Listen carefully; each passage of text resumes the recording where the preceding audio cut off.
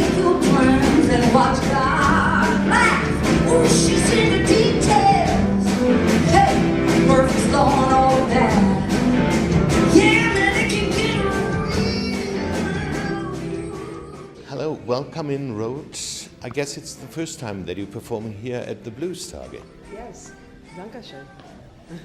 You're just touring Germany. There seems to be kind of Denmark, Sweden, Slovakia, on this tour. and Germany, yeah. Yeah. So it's a long way from New York to get here. 6 hours. 6 hours flying, yes. Yes, we've had longer Drives, yes. you know.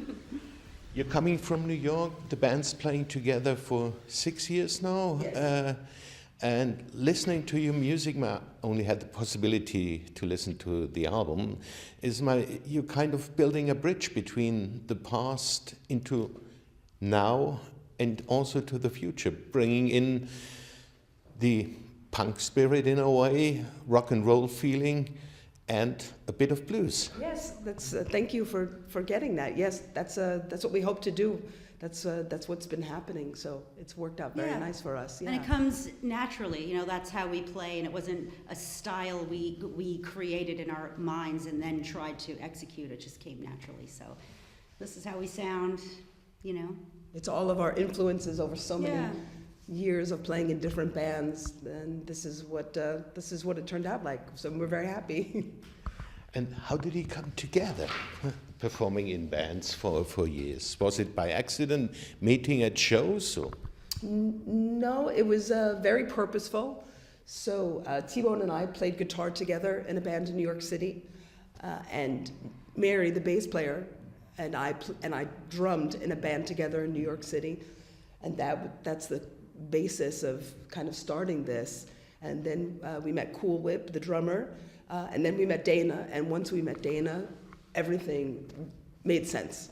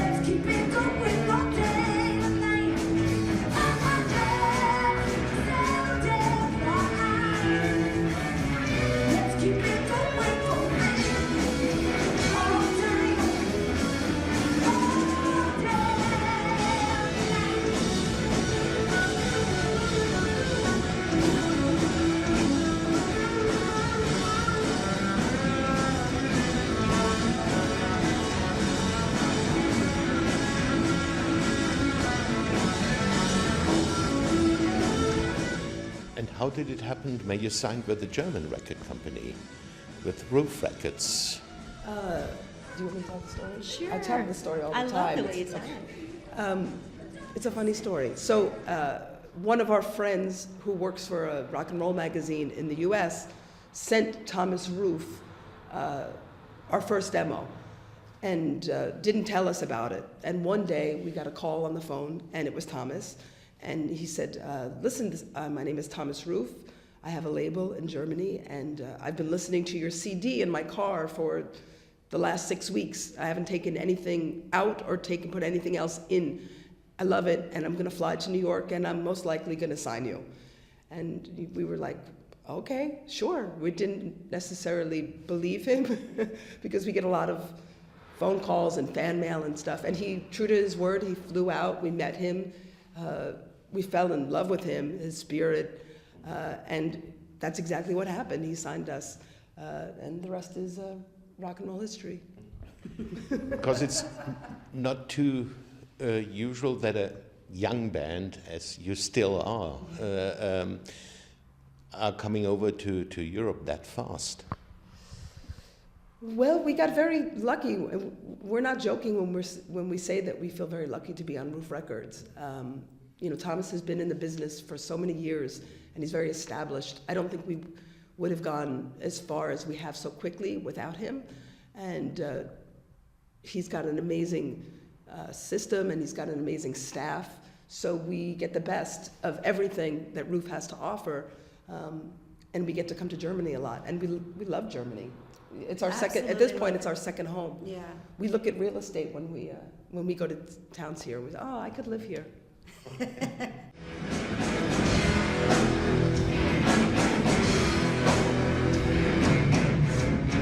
for my thoughts, but honey, only gift of penny is big. Gotta make it for the lost, trying to know the side control maintain.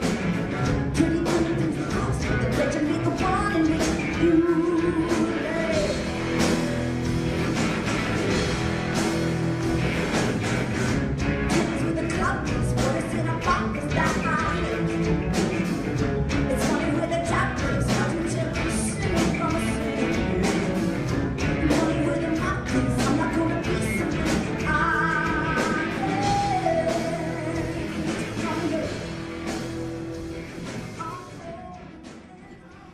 And where does this kind of love for blues come from? You're also covering some of the old blues guys.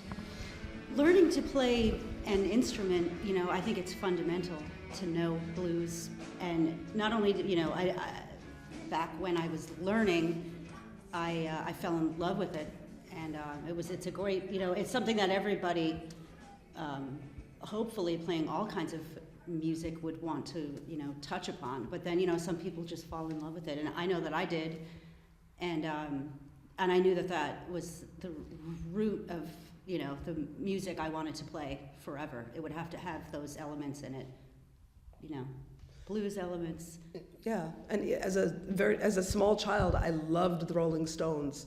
And I just remember being very young and reading about the Rolling Stones and, where did they get that song? Where did they get that title from? And then that took me back to Muddy Waters, and I learned everything going backwards. And I learned how to play guitar by putting a Muddy Waters LP on and just playing along to it. And it felt amazing to do leads back then, and it feels just as amazing now to do that. So it's still a thrill to play.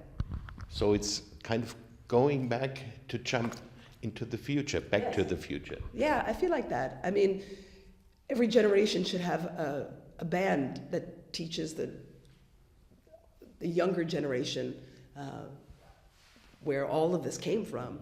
So we have young people in the United States who, and forgive me my voice, I'm losing my voice a little bit, but we have young people in the United States who say to us, where did you get this name, Jane Lee Hooker? And we say, well, from John Lee Hooker. And they go, who's that? So they don't know. There are a lot of younger people who don't know the basis of this music. And older people that don't know. Yeah, that don't know. Yeah. So it's important to keep it alive and just take your spin on it. You mentioned it. I didn't want to ask about the name because I guess you ask in each interview about the band's name, but you mentioned it in going back to John Lee Hooker. It's difficult to find a name for a new band. So what made you just go this direction or choose this name? Well, we had been doing, just playing and jamming together, and it is very, very hard to find a good name. So we every time we played together, we'd throw out different names. I mean, we had like a million.